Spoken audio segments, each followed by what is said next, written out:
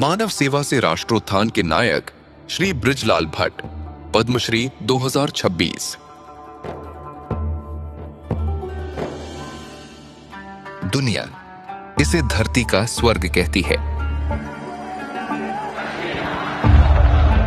लेकिन इस स्वर्ग ने अपनों को दूर जाते देखा।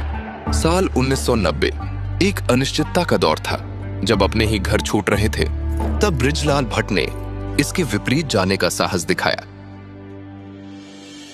मेरे दिल में एक ही बात आई कि मुझे कश्मीर नहीं छोड़ना है। हमारा लक्ष्य एक ही है, मानव सेवा से राष्ट्र उत्थान, मैन मेकिंग नेशन बिल्डिंग। इसकी नींव उनके बचपन में ही पड़ गई थी। अनंतनाग के एक बड़े संयुक्त परिवार में पले बड़े भट्ट साहब की सुबह इंद्रनाग चश्मे, गुरुद्वारा, देवी बल मंदिर और ऋषि साहब की जियारत से होकर गुजरती थी। यही गंगा जमुनी तहजीब आगे जाकर उनके जीवन का सबसे बड़ा मिशन बन गई। वे पिछले 55 वर्षों से नागदंडी के श्री रामकृष्ण महासम्मेलन आश्रम और विवेकानंद केंद्र के सानिध्य में सनातन धर्म के मूल मंत्र, मानव सेवा और वैश्विक भाईचारे का प्रसार कर रहे हैं। 1996-97 के कठिन दौर में भट्ट साहब के नेतृत्व नागदंडी आश्रम ने माता खीर भवानी में भंडारा शुरू करने की ठानी। शुरू में भंडारे में माता खीर भवानी मुश्किल से 400-500 लोग थे, पर बिना किसी परवाह के हम बस आगे बढ़ते गए और मेरी अर्धांगिनी हर मोड़ पर मेरे साथ खड़ी रही। भरपूर साथ ताउन। उनके उस निडर पहेल का रंग आज साफ नजर आता है।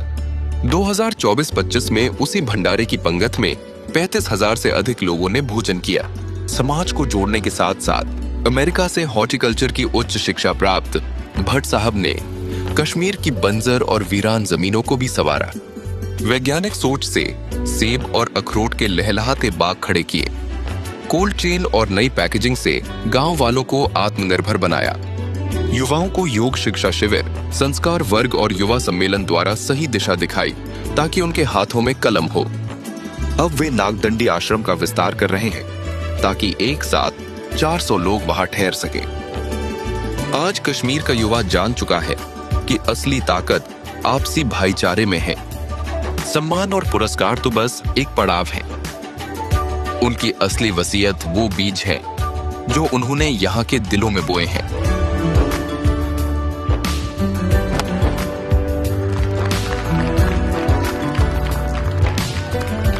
जब हमारे युवाओं का जोश और माता पिता का होश एक साथ आएगा, तभी हमारा कश्मीर फिर से एक खूबसूरत गुलदस्ता बनकर महकेगा।